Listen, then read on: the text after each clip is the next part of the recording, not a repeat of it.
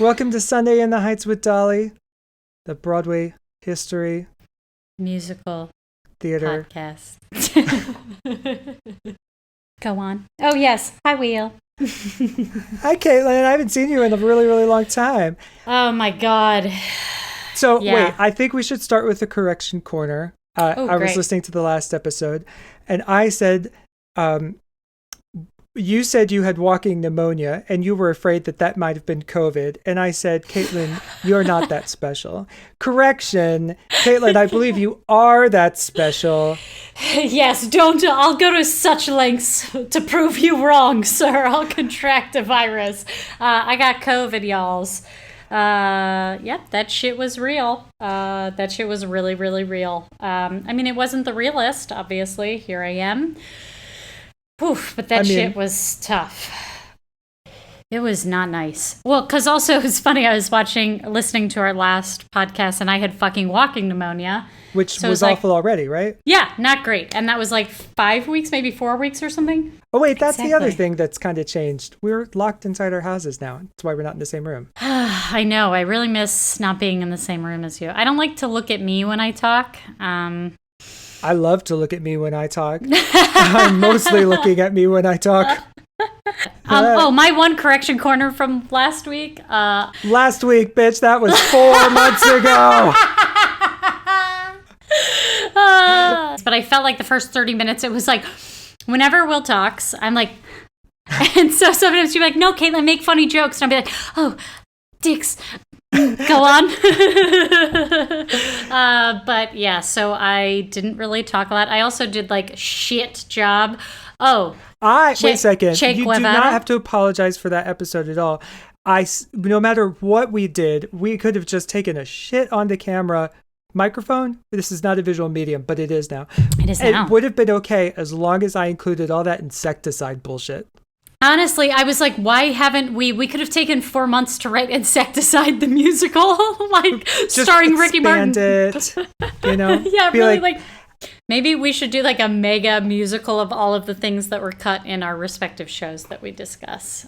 So Insecticide is Act 1. I've hired somebody to help us with our online presence because I don't like working on social media stuff, but I understand how important and necessary it is for business. And one of the things he heard while he was listening to the podcast, by the way, he did not say while he was listening to the podcast, love it, great job. No, but he did say, he's like, thanks for the paycheck. He did say, I can't believe you don't have a theme song jingle intro. We did. You wrote a whole one, right? Wasn't it that it couldn't be used because of these fucking artists who want money? Yes. So, I mean, that's like no copyright. excuse for me, a songwriter, to not make one. So I think we need to do that. Okay. We'll get on Insecticide ! Spanish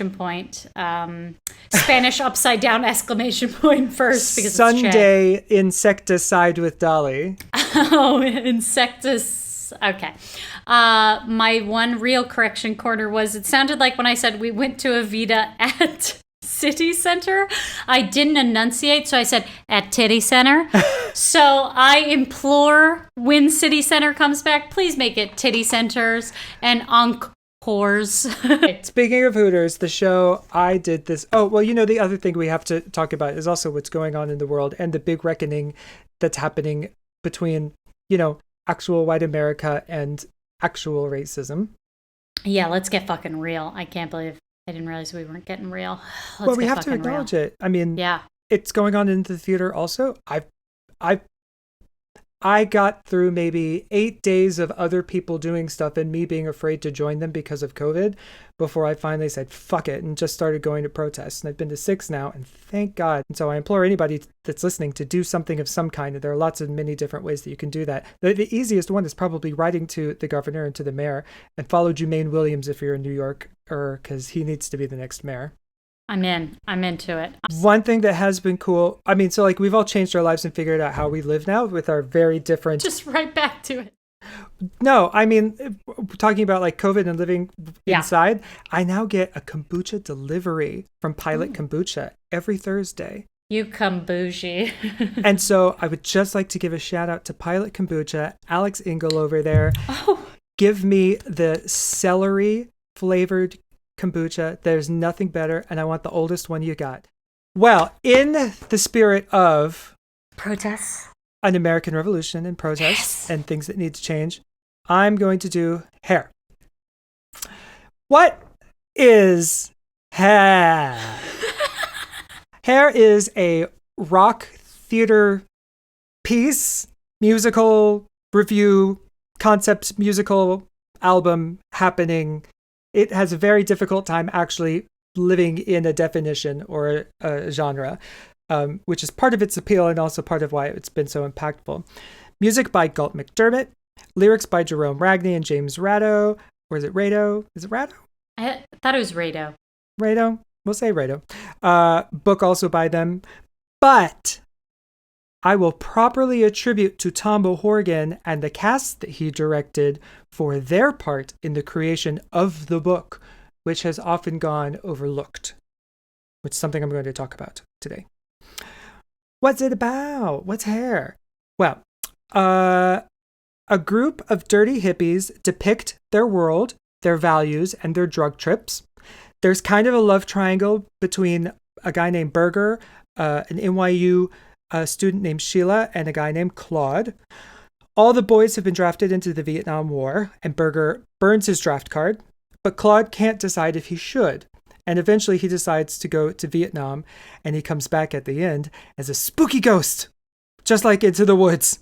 Just like The Baker's Wife. Exactly like that.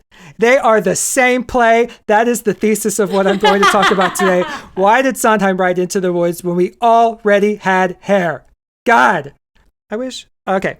So for greens. Lots of greens in both. Girl, although I heard that weed was terrible back then. They said that like weed in the 60s was just awful. Oh, like sticks and stems and seeds. Oof, that's like that 6th grade shit. Calling it reefer. Just roaches. So today I will struggle to express the impact that hair had on society. And so I ask you as an exercise, Caitlin, describe to me a hippie. Oh. Just like what's familiar in the lexicon or appearance-wise? Clip art of hippie. Yeah. Oh, clip art appearance-wise. A beard very similar to a Will Larch circa 2012 beard.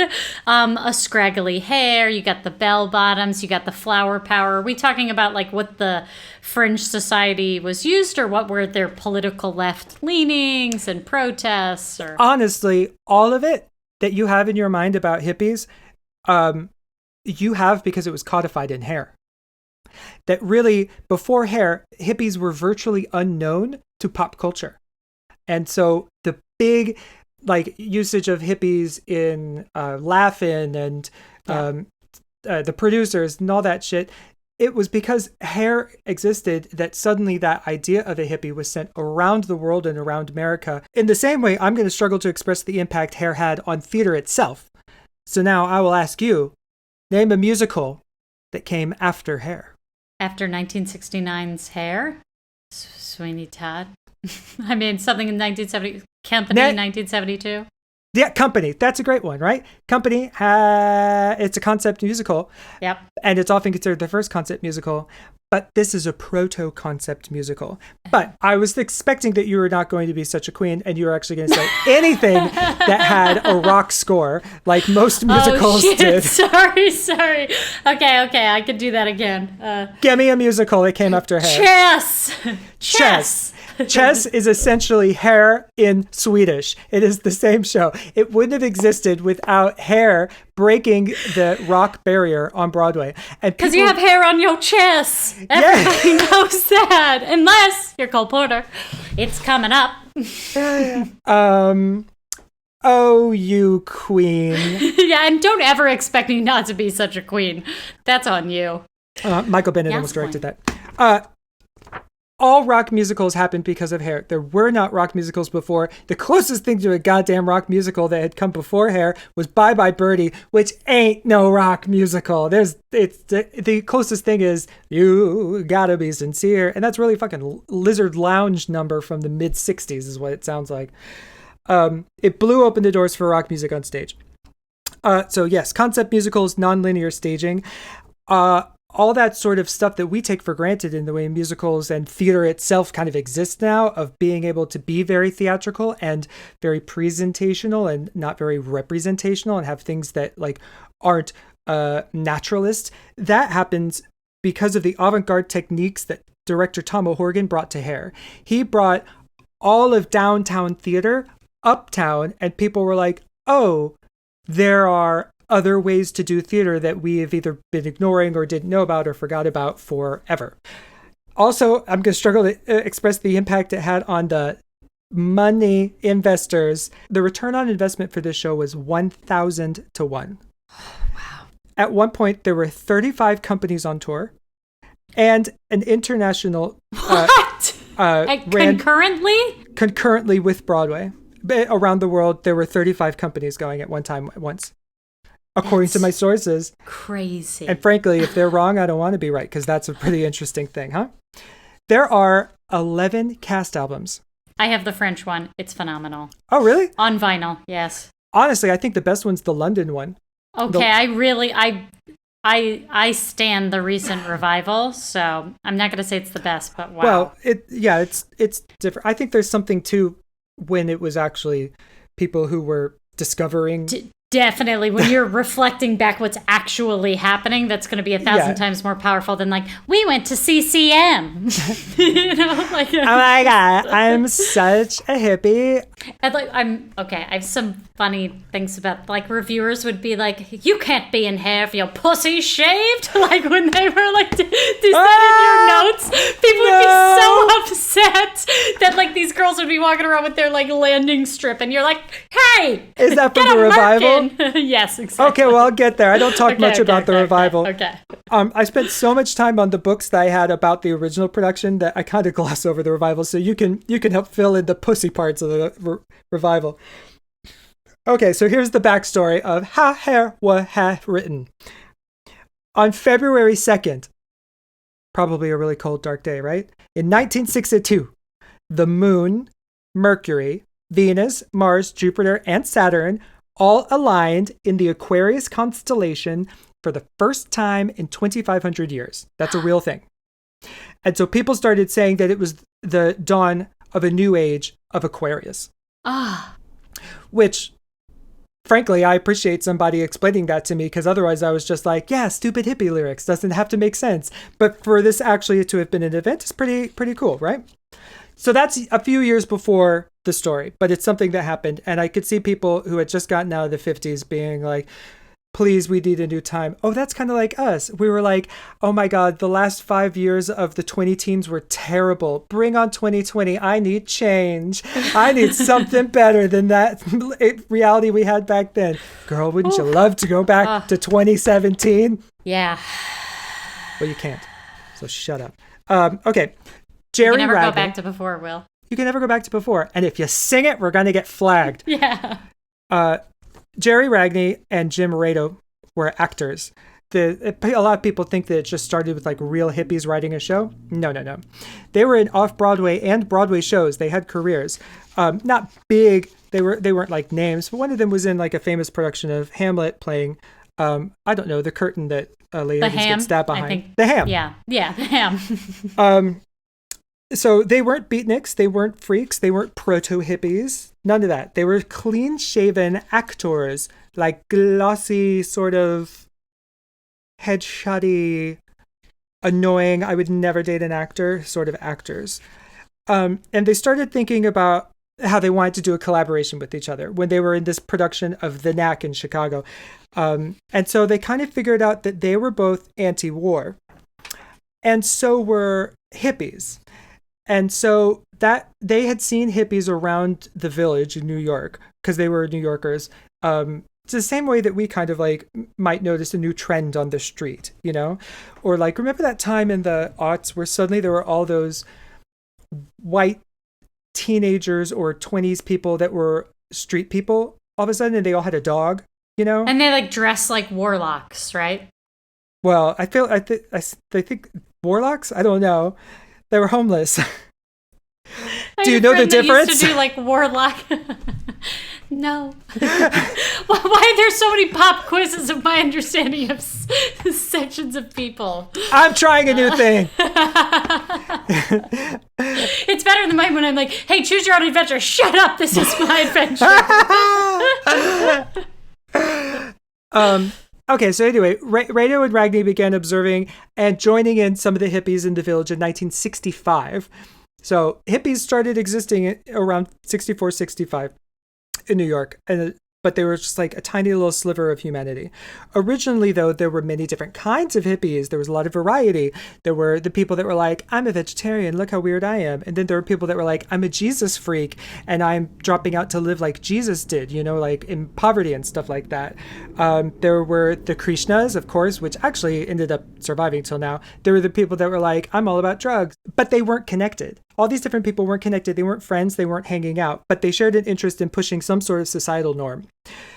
Rado and Ragni started taking notes on these people. They were just observing them, and they were fascinated by people who decided to live outside of society, and they were multiplying like gremlins, suddenly popping up on all the street corners, holding protests. They were organizing themselves a little bit, and there were more of them. That the observations and explorations that they were writing down ended up becoming the book and lyrics for the original Hair.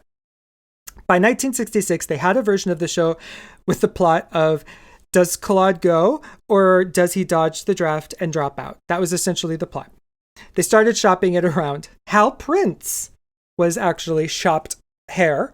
Remember, Hal Prince already had a career at that point. Of course. This was, if it was 66, isn't that when he did Cabaret? I think 65. I'm going to check. Around then, that's the era of Hal Prince that we're talking about.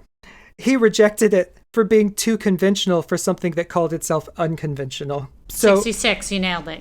I'm 66. so good. Oh, I know my Cabaret. Mine hair. Your Mine hair. Oh my God! That's the name of this episode. Mine hair. It's a little mind compy, but I'm a little mind cunty. So he's on a train. Jerry Ragni's on a train. And guess who he runs into by chance? Guess who he sits by for no reason at all? Joe Papp. Your favorite guy. Never took crap. Joe Papp. I'm looking at a book that I have on Joe Papp. That's why I was like, Joe Papp. Well, now that we've got cameras going, everybody can see my picture of John Cage up on the wall over there. Same era. That guy was doing shit back then. Want to talk about hip happenings and weird stuff and hippies and whatever. Yeah, I mean, because like the hippie thing came out of the beatnik movement. And so like the Ken Kesey electric Kool-Aid acid test, all that shit that was happening in the 60s to more on the West Coast. The beatniks and the hippies weren't. It didn't like you weren't a beatnik and then became a hippie. They actually thought of themselves separately. The beatniks didn't really like the hippies. The hippies were reacting to the beatniks, but they were both like the cool fringe thing eventually, So he showed him some pages. He showed Joe Papp some pages. Papp said, this is the quote from Papp, "Some of it was boring. Some of it was interesting. The thing that struck me was it had to do with the loneliness of young people. And that's why I became involved in the material." And so then he got another producer involved who introduced them to this jazz pianist and composer, Galt MacDermot. MacDermot was a Canadian educated in Cape Town, South Africa. That's 2 countries more than America. Who had a minor hit with a song called African Waltz, based on the African music he studied in Cape Town. And I wrote down, apologies, I do not have specifics on which African culture's musics he studied, except for the Bantu people is the only one that's mentioned, but they also keep talking about Africa like it's just one country. By the way, his album Shapes of Rhythm is unbelievable, and if anybody likes stuff that they can work to that's kind of cool and hip and fun, they should listen to that. It's just like him at the piano with guitar and drums. It's awesome. And honestly, it is Galt MacDermot's score that we still talk about Hair. That's the reason. The songs are unbelievable. So they got the score together. They auditioned for a couple of producers, including Papp again, who was still interested. And he said that he was ready to produce it at his new public theater. New, as in this would be the first show ever at the public theater. Ooh. Because he had only done that Shakespeare shit uptown before, and he had just gotten this and renovated it. It's the Astor Place Library, the Astor Library, which the Astor family actually owned as a place to store their books. It was their library. They had a separate building for their books. This is like their citywide storage unit. Uh-huh. Wow. And he bought it from the city for $1. $1? $1. That's a great deal in Manhattan. That's more than 1,000x ROI that the producers of Hair got. Wow. Yeah. And Joe Papp asked them, who do you want to direct? And they both said immediately, Tom O'Horgan. Now, Tom O'Horgan was a wonderful, sweet man that I actually knew briefly when I first moved to New York. I did a show with somebody who had been directed by him once, and we did it in his house, and I got to hang out with him several times. His house was incredible. It was on Broadway at 13th Street. It used to look right out onto Union Square before a building was built in front of it, and he had every instrument that you can name. Everything. He had instruments from African cultures as well that were like made out of like beans inside a pod still, that like when you shook it made sound. He had a chromatic double harp. He had a one of those blow organs that like cherubs play in a painting. He had everything. He had a serpent. But he also had normal stuff like a violin, viola, and cello. I mean, everything. Wow. He was obsessed with music. So we're talking like Strand bookstore? Yeah. If I only have like bookstores as reference in New York? Okay. Yeah, right around there. Great area. Very unassuming. It was one of those cool buildings where the elevator gets off and opens into the apartment. You know? It is a floor that you own in that apartment building with a very slow old elevator. And I would just like to mention that some people say that he was fleeced and elder abused at the end of his life by his caretakers. Some say. Either way, he had come from revolutionary female black theater owner Ellen Stewart's La Mama Club. Ellen Stewart, unbelievable. La Mama, unbelievable. Love La Mama. And I actually went to Tom's memorial service at La Mama that Ellen spoke at. And it was when Hair was having the revival, the Diane Paulus revival on Broadway. And Ellen Stewart said, shame on Rado, because Ragni has died, so Rado's the only one who's alive, for not properly attributing Tom's work on Hair to Tom. I'll talk more about that later. But it was just awesome watching her take on, essentially, Broadway from her wheelchair, because she was near the end of her life also. And Tom O'Horgan had directed a lot of weird shit down at La Mama. The kind of stuff that had like a lot of back rolls and F-bombs and people crawling through the audience and the seats are uncomfortable, that sort of stuff, you know? The stuff we now call college was invented at La Mama. Viewpoints. But Papp rejected Tom. He said he was too experimental and too much of a risk since he'd never done a musical, so he wasn't going to get to be the director. Their second choice was Joseph Chaikin, who was also too downtown for this Shakespeare boy, Joe Papp. So Joe Papp chose George Friedman, who was Jerome Robbins' assistant on West Side Story. Right? If you understand the aesthetic of Jerome Robbins and West Side Story, you instantly get Hair. Friedman loved the idea of hippies and counterculture. He said of Ragni and Rado, while they have wonderful instinct for theater, they have zero instinct for form. So he was responsible for turning these loose ravings that they had written into something presentable. What they ended up with still had very little plot or character, but it was somewhere between a pre-integrated musical and a book musical. Somewhere in between there. So like a bad book musical is what it kind of was. There were a lot of differences. One is he cast adults in the show to play the parents. So, which is like very weird that it would be this cast of teenagers and then 2 adults. So this is not the Hair that you've seen. This is a bad book musical with some songs from Hair. It didn't even have all the songs that we now know. That's why the off-Broadway album, when I listened to it, is so disappointing, because they hadn't figured out how to make the show great yet. There was no nudity, which means no wiener, no wedge, no sweaty hippie milk bags, none of it. It did not open with Aquarius. Aquarius was the 11 o'clock number deep in Act 2. Oh, no. And the finale, well, we know the finale now is Let the Sun Shine, Everybody Dance on the Stage, right? Their finale was 6 toy tanks shooting at the audience. Oh. Subtle, very subtle. Yikes. Bang, bang. So here's a quote from the New York Times. The rehearsal and casting process was confused, the material itself incomprehensible to many of the theater's staff.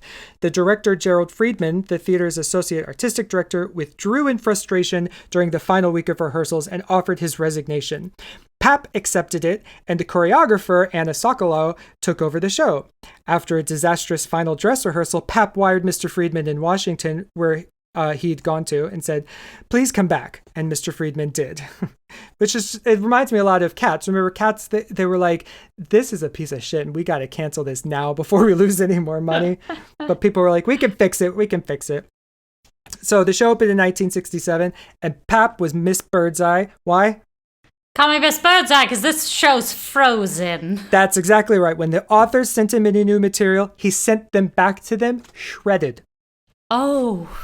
He was like, show's frozen, show's running, show's on. You ain't writing anymore. You're done. Critics were kind of mixed on it. It kind of went both ways. But enter Michael Butler, important person. He's a socialite. He's a rich boy. He's an aspiring politician, a friend to the Kennedys, which means he probably has blood splatter on him somewhere. Sorry, I've seen House of Yes too many times. In House of Yes, the kid comes in and goes, do you like this blazer? I got it at the thrift store. They say that Kennedy owned it. And then the sister goes, why? Is there a bullet hole in it? It was funny in the 90s. He was very interested, Michael Butler. He's very interested in Indian issues and wanted to work with the Bureau of Indian Affairs. This rich guy was really interested. Native American or? Well, depending on whom you ask, you can say Native American, Indian, or First Nations. I was just genuinely curious because Caitlin, let me explain to you, okay? Please, mansplain. Yes, Native American Affairs. Okay, got it. Which is where the Bureau of Indian Affairs is about. But he's reading the newspaper and he sees an ad for Hair, the tribal love rock musical, which was the tagline for it, that used an old picture of Geronimo and Sitting Bull and some other famous chiefs, but with the authors superimposed upon them. And he thought, this is his quote, my God, the Indians have put a show together. Yes, he went to go see Hair because he believed it was by Native Americans, not just people appropriating First Nations culture as dirty music festival children always have. By the way, let's stop that at Coachella, huh? Let's stop it with the headdresses and stuff like that. Yeah, kids. I am God. So he goes and he sees Hair and he's like, oh, it's not about Indians, but I'll watch it anyway. And he loved it. It was about it was anti-Vietnam War, and he was anti-Vietnam War, so he was just smitten with it. The show did its planned engagement of either 6 or 8 weeks, depending on which source I read. It closed. No plans to open on Broadway. That was it. Period. Done. Wow. But Michael Butler was able to convince Pap to co-produce putting the show up at a club called Cheetah, uptown. Michael Butler was like, I guess I want to be a theater producer now because I like this one show. It's kind of amazing that he was just like, I want to do it. I'm going to do it. I can afford to do it. I'm doing it. This show that Joe Pap thought was just whatever and done and such, we'll take it uptown. So it ran at the Cheetah Club on 45th and Broadway. It was a very poor fit, not a theater, it's a club. They ended up closing after 45 performances, and the authors actually went back to auditioning for work because they had nothing to do. But Michael Butler couldn't get this idea of Hair and the show that he had briefly been involved with out of his head. And he decided, I'm taking it to Broadway. It just failed at this one theater, but I think at a bigger one, it'll be even better. And so they finally get Tom O'Horgan to direct because he listened to them. And the public chose not to be a part of the Broadway production. The public was like, we're not going to co-produce this one. You guys just go ahead. But the public still got a cut of profits in perpetuity. Oh, yeah, I mean, I guess that's how that happens. So people always talk about how our chorus line built the public. Also Hair. So in the 3 months between the Cheetah Club and Broadway, the show was completely reimagined. 13 new songs were written. Originally, there were 9 songs. Now, there were 19 songs. That's double the number of songs. And almost no book. Like, book, cut, book. And they started casting, which was very, very difficult because Tom O'Horgan wanted realistic, rough around the edges, young people from the street. He didn't want performing experience, but did want innate talent for acting, singing, and acrobatics. So he knew he needed to find people that could act, sing, and tumble, but didn't have any experience acting, singing, or tumble. That's what he was looking for. And so, nobody uptown knew what the hell they were talking about when they would put breakdowns and stuff. So agents kept submitting actors with like glossy headshots who came and saying, they said Noel Coward songs. Can you imagine? They saw thousands of people, and eventually decided to go into the streets and clubs to find people that they just thought were interesting and bring them in, because they weren't finding, like in the theater world, they weren't finding a cast. It was so hard to find that casting continued until the 23rd day of rehearsals. They have been in rehearsals for 23 days. They still haven't finished the casting. What? So there was just like add-on? Yeah, like every day they'd be like, hey, this person's new. So-and-so didn't work out also. She's gone. You know, that sort of thing. 15 days before preview, they finally had a cast. So only 2 of the people in the cast were real hippies. The rest were actually people that had performing experience that they just kind of were like, well, they're not too glossy. And one of the people was Diane Keaton. Diane Keaton. I knew that fact. Yep. Yeah. Then enter Laurie Davis, who wrote this book that if you're just listening to the podcast, you can't see it. And I will read some of it because it's so good. It's called Letting Down My Hair. Letting Down My Hair. She was a young music theater actor and a nurse. So she wrote down what it was like to be in the show. So that's why it's so useful. She walked in on her first day and saw all these hippies acting like weirdos in their weird clothes, and she thought they were poor. She and Melba Moore, who ended up becoming famous and winning a Tony, who was also in the show and was also black, they never understood, quote, why middle-class kids were trying to run after things that I, as a black, was trying to get away from, drugs and ghettos. So, all right. So Tom believed the show needed a drastic infusement of experimental theater techniques. He wanted to completely make it from this kind of normal but bad book musical into something weird. And so he did all that acting class exercise stuff that's now very cliche, but then was totally brand new. It was very rare. He did trust falls. He did that mirror stuff. You know, I do something, you do it. Mm-hmm. He did the relaxation things. Like he'd pick up somebody's leg while they're doing a relaxation exercise and shake it, you know? Animal work or breath work. There yet. He did breath work. He did a lot of slow motion. Like, we'll do something, but we'll do it so achingly slowly. He had this stuff where people were being lifted and carried like Jesus above their heads, and he would blindfold people. And he would do this game with blindfolded people where someone was it, and they'd figure out something fucked up to do to them. And once, Laurie Davis says, it was a girl in the show who was stripped naked and tied spread eagle between 2 poles. And and Laurie was like, oh my God, that could have been me if I were it today. Oh God.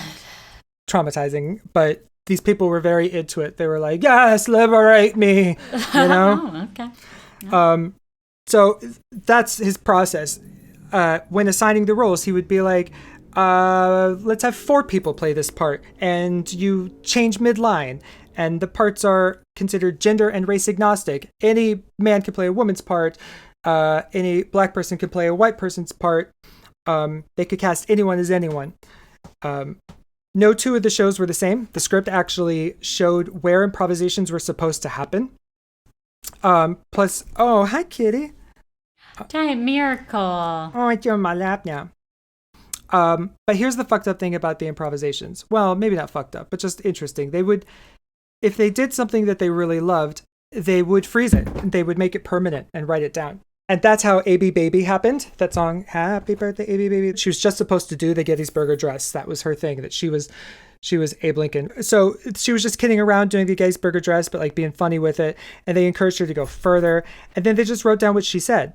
She was like, yeah, you know, and all that stuff. And then they made it part of the show. So she was improvising. They liked it. They wrote it down. But there is no byline explaining that she wrote that, you know? Oh, yeah. Which brings up an interesting question. If all theater is a collaborative experience, where all participants in an ideal setting have an influence in the final result, when do you credit someone? In all shows, the producers influence the script and the score and the staging and all this stuff. When do you say, like, wow, you know, so many ideas came from such and such that they should have a byline here too for book? I mean, you know that Bob Fosse was obsessed with making sure that he was put down for the book on stuff. Yep. So producer Michael Butler convinced the cast that they actually weren't in a capitalist enterprise, but were rather a real tribe whose purpose was to spread the word, this good word of anti-war and pro-love and all that stuff. And I just, as an aside, have seen in the tech world how that fucks people up. Because yeah, and he'll take all the money, kids. Don't worry. He doesn't want to bog you down with that capitalist. Yeah. Just so you don't even have to get your hands dirty with it. Because there are all these companies that are out there that say like, oh, it's not about money that we're making a difference. We want to change the world and stuff like that. Companies should be like, we are a capitalist company, but we have values, Yeah, just own it. Honest. Yeah. He convinced the cast that they should be down with the theater establishment. And they had to be evangelical about the show. And he wanted them to become a new civilization where eventually they would all live together, which never ended up happening. Although 3 people did end up sleeping in the theater once. And they said it was very spooky and haunted. And was Claude's ghost there? Is that why it was haunted? Oh my God. I've never done it with a ghost. And he would let them wear their costumes off stage. So they would just go home in them and like live in them and be in them all the time. So they essentially became hippies so that they were free ads for the show. Oh. But they loved it because it became the hippest thing to do. And some of them, they said, actually just lived in their costume from the show and never wore anything else. Then, what we all want to hear about, the nudity. Now, nudity happens with real hippies. They invented it. Nothing is like a stronger reaction to the 1950s than like, and how everyone was afraid to have an orgasm back then, than like showing off your pubic dreadlocks for everybody. It was a very, very hippie thing to do. And so several of the creatives involved were like, we got to put nudity in the show. These hippies are taking their clothes off and it's just gross. Let's put it in the show. And at one point somebody was like, I think Tom said, well, can we put people in body stockings, and just kind of give the illusion of nudity? And then people were like, no, you can't do body stockings. That's terrifying. I saw my sister's high school production of Hair and they did body stockings. No. I mean, I guess less traumatic for you. She wasn't in that number, I don't think. They also couldn't pass around the joint. They had a flower that they all smelled and then passed out. I've seen that, yeah. Like, whoa, flower power. Daisy. So now there had been some flashes of nudity, like side boob and upper thigh on Broadway, but there was nothing like what they were talking about. They were talking about having full frontal, co-ed, sustained, naked humans. Something you could smell. They just got some opinions from like lawyers and stuff like that, and the police as to like, are you going to shut us down if we do this? And nobody could like say no, but they kind of give them the impression that they wouldn't and that they could go ahead with it without giving them a firm okay. Like they didn't want to, you know what I mean? They give them a winky wink go ahead of with it. And then somebody said to one of the producers, they're like, what if it does get shut down? And then he goes, that's the best publicity we could ask for. For sure. It happens at the end of Act 1 in the Love-In. And it's actually behind a scrim and these lights are moving and stuff like that. So you can see everything, but you can't see everything. And some people said like you couldn't tell, like, is that the guy or is that the woman? And, like depending on where you sat in the theater, it was pretty much impossible to make out foreskin. Give the people what they want. To find foreskin. And originally just a few people were doing it because it was optional. But then the producers were like, so we're not forcing you to do it, but if you don't do it, we're going to bring in strippers and have the strippers do it. Really? And so more of the cast was like, well, I'm not letting strippers on my stage. I'll take off my clothes. And so, but only the days I feel like it. And so some days they'd take their clothes off and some days they wouldn't. But every day enough people did that the audience still got, the bang for their buck. And the cast, if they stripped in a performance, got an extra $1.50. Oh, there it is. Yes. Some people thought that made it gross. But then some people said, well, if the strippers were going to get some sort of hazard pay for having their dangles out, then they should too. I would love to have seen like the equity lawyer who had to make that like, okay, if you show balls and dick, it's $1.50. But I don't have a balls and dick. Don't worry, honey. Nobody wants to look at you anyway. So it became one of the major selling points for the show. This was the naked show. And so it's on this naked show on Broadway. People were obsessed with it. That there was this crazy dirty act on Broadway. I'm going to read a clip. The audience's reaction to the scene was one of embarrassment at first, and then just plain embarrassing. Some whipped out cameras, which was supposed to be strictly forbidden in the theater. Every playbill stated a warning. Most had binoculars. The real weirdos covered their eyes or bowed their heads. Many waited especially for the nude scene, then said, "It's disgusting," and walked out in a huff. Which is just like when I saw Assassins, and there was I was sitting at this table because it was Studio 54 with this old couple that just kept going, "This is disgusting," but then they never left. They just kept saying that over and over again. Also, did Patti LuPone ever come out on stage and be like, "Stop filming"?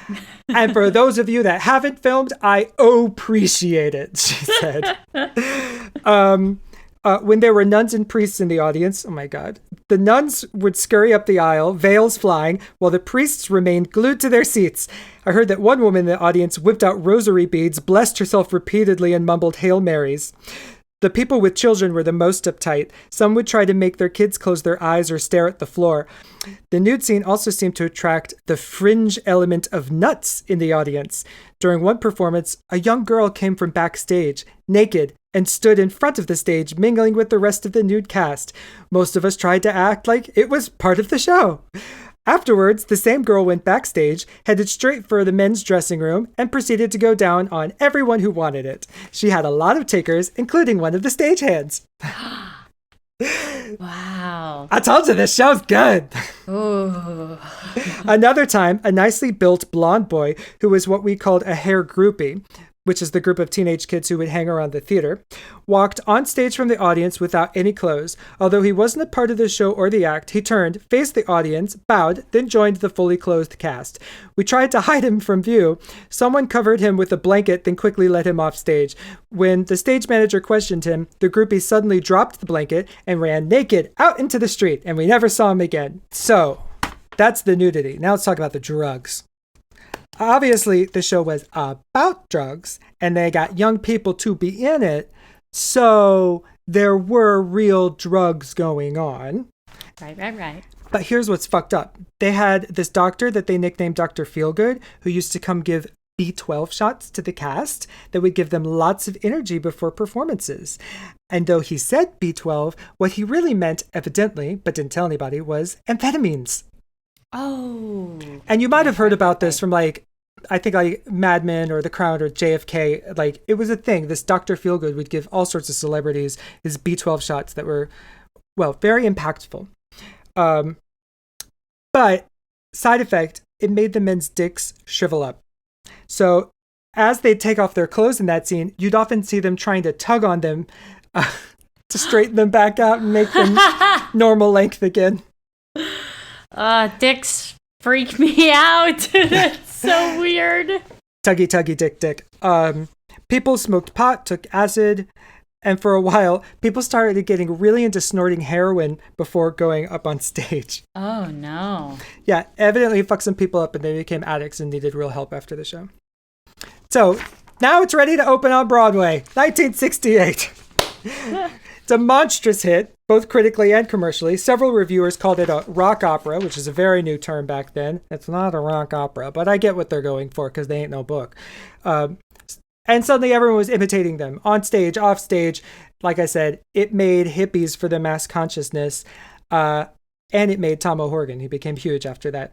But then the run had to go on. So they had 18 people in 3 dressing rooms. Think about that. They had 18 people in 3 dressing rooms. That sucks. They had some people got their own, but I was going to say they had to have star dressing rooms like Claude. Yeah, for Jim. Sheila, Frank, the Zach, it's a master. No, for Jerry and Jim, because the authors were also in it. They played Claude and Berger. Well, I mean Berger and Claude. So Laurie's talking about this. To top it off, you had to be constantly on the lookout for dog shit. Some of the cast brought their pets to the theater during rehearsals and shows. Sometimes the smell of dog shit was overpowering. Eventually, management barred all pets from the theater. I genuinely can't focus on anything now that I know that dicks shrivel. Does that happen with all meth?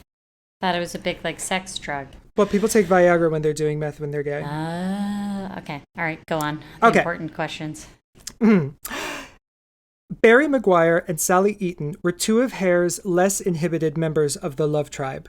About 7:30 one night, when people were returning from their in-between show breaks, Barry and Sally performed their famous fucking scene for everyone.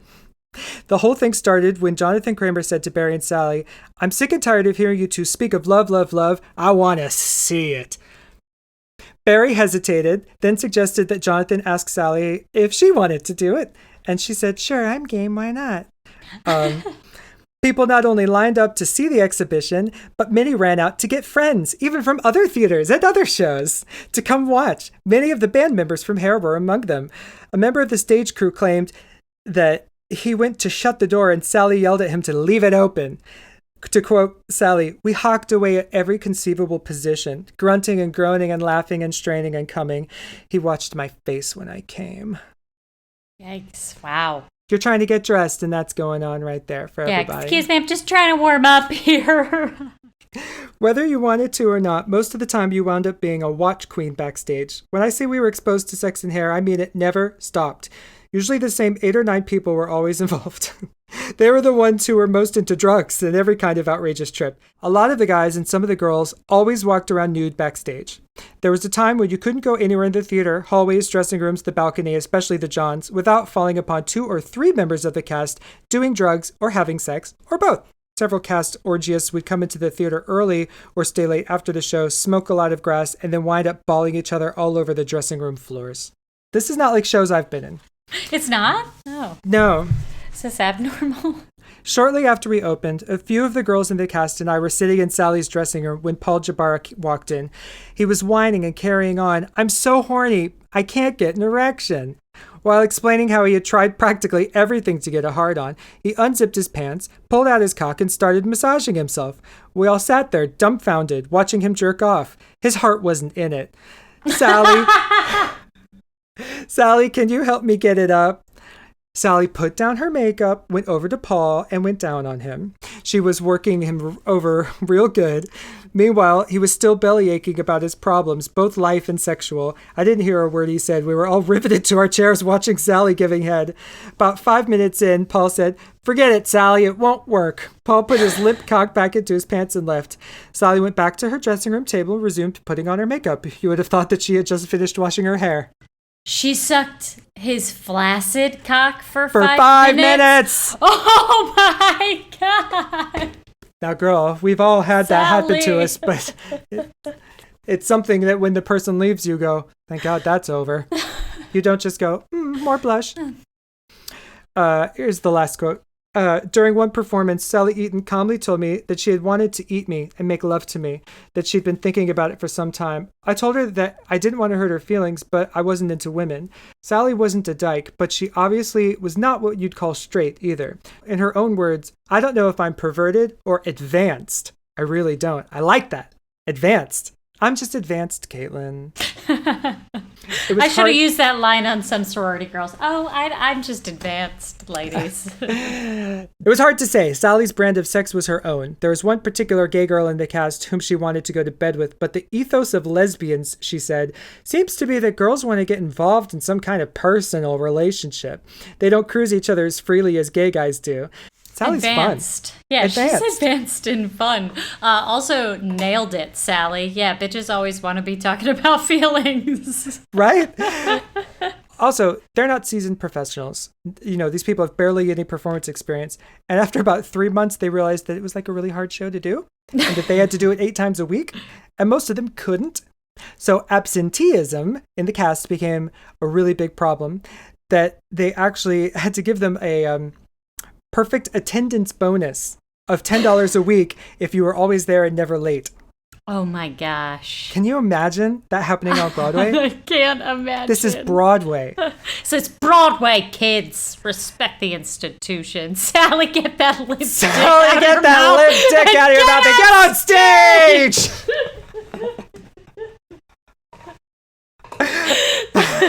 That's the name of this episode.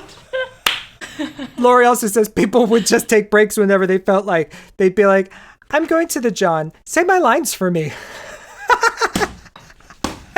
Can you imagine being on Broadway being like, I gotta piss. Will you do my part? I know you have to do your part. Mix them together. So this is about a bad performance when the replacements get in. From the first note of Aquarius, things went wrong, then steadily downhill. Leatta Galloway had volunteered to fill in for Ronnie Dyson in Aquarius and began singing the song in the wrong key. It was so bad that the chorus tried to cover her over by joining in parts that were usually the solo. Oh, girl. Broadway! This is Broadway! Broadway. Robert McNamara, Claude's understudy, sang Where Do I Go? Both sharp and flat. Thankfully, the stage lights were low. I was mortified to be a part of this performance. One cast member, Donnie Burks, cried during and after the show. At least I thought it can't get any worse. 3 out of the 4 performers who sang Electric Blues in Act 2 didn't know their parts. By this time, a lot of kids decided to remain off stage. One of the most poignant parts of the war scene is the duet, What a Piece of Work is Man. What a piece of work is man. Not only did they sing off-key and muck up the harmony, but they forgot some of the words. The band played to total silence. Desperately, the stage dead were miraculously resurrected and still lying there, picked up the song and finished it for them. The whole sequence just about finished me. Why people wanted to go on knowing they were badly rehearsed or unprepared is a mystery to me. It seemed that nobody, particularly the stage manager, took the initiative to rehearse the understudies. To make matters worse, a young girl who had been crouching below the stage for nearly the whole show came up on stage near the end of Act 2 during Good Morning Starshine finale. So just some chick has been hiding in the theater, and then she's like, "Boo! What a piece of..." She just golems onto stage. Good Morning Starshine. Oh, and then there was someone in the cast that they called the Phantom because it would steal things. This person would steal things. And then they once put razor blades inside someone's quick change costume glove. Oh, no. Yes. No. These children were fucked up. Too much sex and drugs. And they had all these groupies, which were middle-class kids who sometimes saw the show over 200 times. And they desperately wanted to be in it. And they would audition over and over and over again. Up to 9 times they'd audition to be in Hair and not get it. Could you imagine not being able to get it when it was like, sorry, we have some people that can't remember their lines, don't show up, and have sex backstage instead. Like, you're not quite good enough for that. That's what we're looking for. Sorry. It's really authentic and gritty. She says that the boys in the cast would prey on them and tell them that they could help them get into Hair if they slept with them, even if they weren't into dudes. That's some sherry pie shit. Yeah. All right. So now some of the important stuff, some of the relevant stuff for now. The cast was a third black. Some considered it the best outlet for black actors in the history of the U.S. until that time. Because they were on equal footing with the white people in the show. They weren't servers. They weren't entertainers brought in just for minstrelsy. But there were problems with the reality of that and how the business was run with regards to racism. Lori Davis says she first noticed it when Martin Luther King Jr. died and the production didn't acknowledge it. Ugh. It kind of seemed like the sort of person that with all this love and stuff and anti-war, whatever. Then Lamont Washington, who played HUD, died in this very tragic accident. He leapt from his apartment building when it was burning. Ronnie Dyson and I had dinner with the stage manager to discuss the possibilities of closing the matinee show the day of the funeral for someone who was in the cast. A Wednesday matinee is only 2 days away, so we could all attend both the funeral and the burial. His parting words to us were to the effect of that they could close the show if they wanted to, but what would you do with the time? So we'd better be at the theater instead. And then Ronnie said, all I have to do is stay black and die. And then, so they weren't able to get the show to close to the day of the funeral. And then after the funeral, she says, on my way back to the car, Michael Butler stopped me. He wanted to talk to me. Did we expect to do the show? I explained how Ronnie and I, and then the cast, had gotten together with the stage manager to ask about closing this matinee, how most of them thought there should be no show that day. Michael Butler seemed surprised to hear all this. He acted as though he didn't know what was happening. And then he says, at the end, Lamont would have wanted you to do the show on the day of his burial. But they canceled a show when Bobby Kennedy died. In fact, they canceled 2 shows when Bobby Kennedy died. And when Michael Butler, the producer, was playing polo in LA, he canceled the San Francisco show so the cast could watch him play polo. Oh, yep. So they definitely felt different ways about black experiences than white. And even though they said the parts had no color and anyone could be anyone, it took a year before that meant any principal parts. They didn't mind moving people around in the chorus, but no black people were playing Claude or Berger or Sheila until Ben Vereen came in and played Berger. Ben Vereen. Oh. And was fired 2 weeks later. Melba Moore got to be Sheila, but only after they ran out of the white girls that they had tried. They couldn't find any white girls that they liked, so they said, okay, well, now you can do it. Ugh. And even though they were making money off a cast that was a third black, the entire rest of the corporation was almost exclusively white. So they were all being like, oh my God, we're so integrated and progressive. Look, our show is a third black. But then they didn't hire black people to do anything else. They had 35 companies, right? But no black leaders. Lori Davis saw 5 black employees outside of the cast the whole time she was in it for years. And that includes a stage door porter. Wow. While the show had many themes, the black experience was one of them. There's the song Colored Spade and I'm White. There's the White Boys and Black Boys songs. They required the singing and music styles that had been created by, and were still almost only like, at that point, a skill people knew how to do, that were black performing styles, you know? They required an understanding of rock music and soul and stuff like that. So they were kind of making money off of blackness itself without giving anything in return. They were kind of just taking. Like I said, there were 35 companies on tour, but the theater establishment still couldn't accept them. They didn't win the Tony. 1776 won the Tony that year. Ugh. Sit down, John. But when it closed, it had made $6.3 million profit on a $150,000 capitalization. So a good stock market return is 7%. That literally is 4,200% return. So I guess that's not 1,000 to 1, but it's still huge. They made that movie. Galt MacDermot wrote Two Gentlemen of Verona, which did win the Tony. And then he and Gerome Ragni wrote Dude, one of my favorites. Wah, yes, wah, wah, my children are on fire. Getting back to the impact it had, quoting Ellen Stewart from La Mama again. Hair came with blue jeans, comfortable clothing, colors, beautiful colors, sounds, movement. And you can go to AT&T and see a secretary today, and she's got on blue jeans.